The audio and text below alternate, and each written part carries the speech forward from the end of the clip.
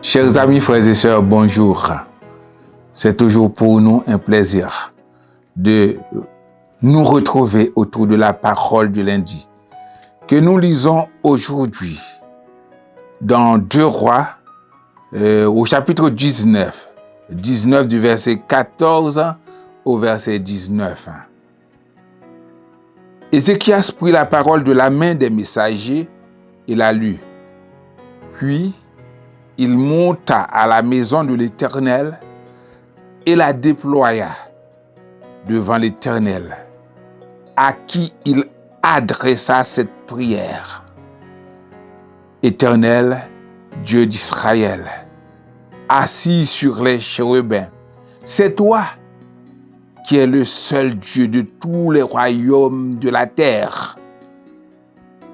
Éternel, toi qui as fait les cieux et la terre, incline ton oreille et écoute, Éternel.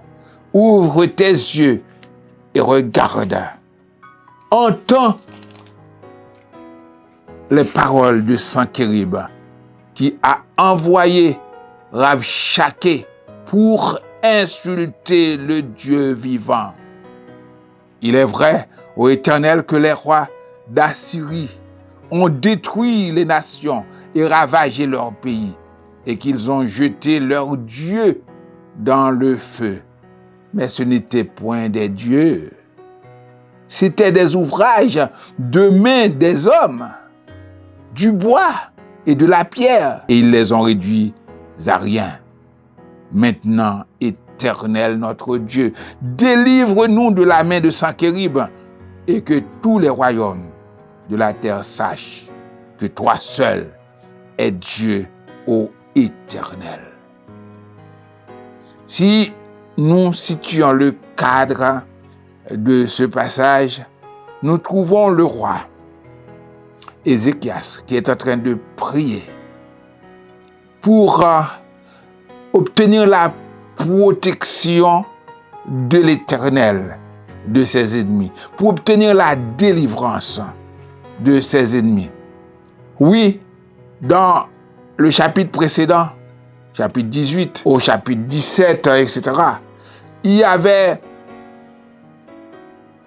le roi d'Assyrie, Sanchérib, qui a envoyé son porte-parole, son délégué pour haranguer, pour insulter le peuple d'Israël et son Dieu. Nous voyons ce serviteur, il a compris la situation. Le roi d'Assyrie a fait de grands ravages. On sait que le royaume d'Éphraïm a été déporté en Assyrie et les Assyriens ont, occupé le territoire d'Israël, le nord. Et il est venu avec des propos malveillants. Si l'on entend au verset 24, 25 du chapitre 18, il dit « Comment repousserais-tu un seul chef d'entre les moindres serviteurs de mon maître? Tu mets ta confiance dans l'Égypte pour les chars et pour les cavaliers.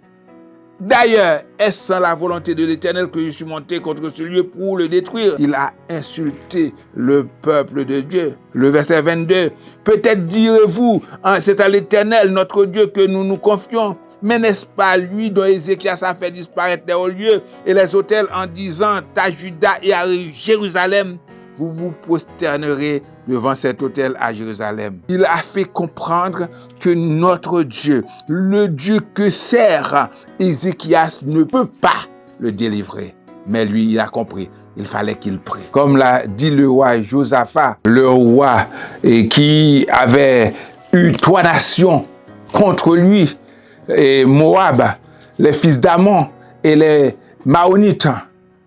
Au verset 12 de Chroniques 20, il a dit « Ô notre Dieu, n'exerceras-tu pas tes jugements sur eux, car nous sommes sans force devant cette multitude nombreuse qui s'avance contre nous. » et nous ne savons que faire, mais nos yeux sont sur toi. Alors, frères et sœurs, dans les moments difficiles, dans les moments de difficulté, quand les guerres se lèvent contre nous, nous devons aller vers l'Éternel pour le prier, pour obtenir la protection, sa protection. Et si on regarde plus loin, Ézéchias a été délivré. Le peuple a été secouru par la puissance de l'Éternel. Que Dieu vous bénisse.